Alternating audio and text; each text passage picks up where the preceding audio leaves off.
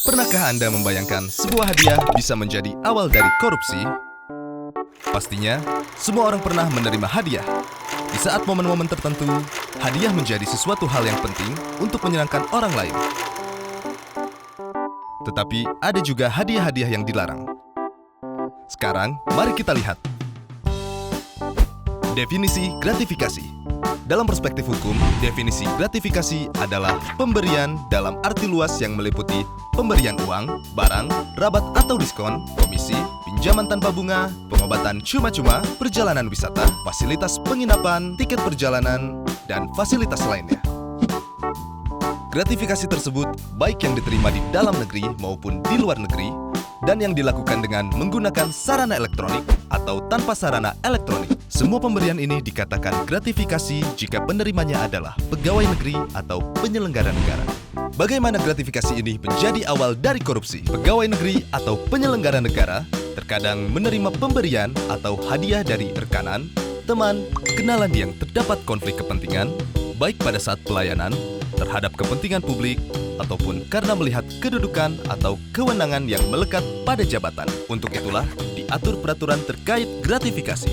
Aturan terkait gratifikasi diatur dalam pasal 12B besar dan 12C besar, Undang-Undang Nomor 20 Tahun 2001. Pasal gratifikasi berfungsi untuk mencegah pegawai negeri atau penyelenggara negara menerima gratifikasi yang dianggap suap. Pengaturan ini dibutuhkan untuk menghilangkan munculnya potensi konflik kepentingan akibat penerimaan gratifikasi dan membangun budaya transparansi, akuntabilitas, dan integritas. Mungkin kita sebagai masyarakat juga belum memahami apa saja unsur-unsur pasal gratifikasi. Lalu, apa sajakah unsur yang terdapat dalam pasal 12B besar dan 12C besar? Adanya penerimaan gratifikasi. Penerima gratifikasi adalah pegawai negeri dan penyelenggara negara. Pegawai negeri yang dimaksud adalah pegawai negeri sebagaimana dimaksud dalam Undang-Undang Kepegawaian atau aparatur sipil negara. Pegawai negeri sebagaimana dimaksud dalam Pasal 92 KUHP, pemangku jabatan atau amtenar.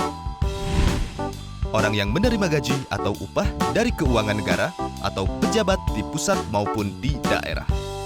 Orang yang menerima gaji atau upah dari suatu korporasi yang menerima bantuan dari keuangan negara atau daerah. Orang yang menerima gaji atau upah dari korporasi lain yang mempergunakan modal atau fasilitas dari negara atau masyarakat. Penyelenggara negara yang dimaksud adalah pejabat negara yang menjalankan fungsi eksekutif, legislatif, atau yudikatif, dan pejabat lain yang fungsi dan tugas pokoknya berkaitan dengan penyelenggaraan negara. Gratifikasi yang dianggap suap.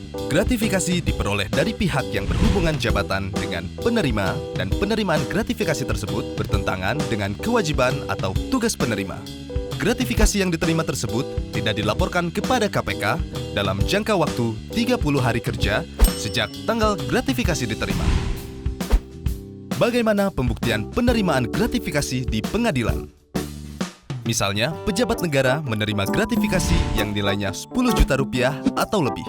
Maka, pembuktian gratifikasi tersebut bukan merupakan suap dilakukan oleh penerima gratifikasi. Yang berikutnya, pejabat negara menerima gratifikasi yang nilainya kurang dari 10 juta, maka pembuktian gratifikasi dianggap suap dilakukan oleh penuntut umum. Lalu, apakah ada sanksi untuk penerima gratifikasi? Jawabannya, ya. Menurut pasal 12B besar ayat 2, Undang-Undang Nomor 20 Tahun 2001, pidana bagi pegawai negeri atau penyelenggara negara adalah pidana penjara paling singkat 4 tahun, paling lama 20 tahun, atau pidana penjara seumur hidup, dan pidana denda paling sedikit 200 juta rupiah, dan paling banyak 1 miliar rupiah. Mungkin, semua orang belum sepenuhnya sadar bahwa dari penerimaan gratifikasi bisa berakibat fatal.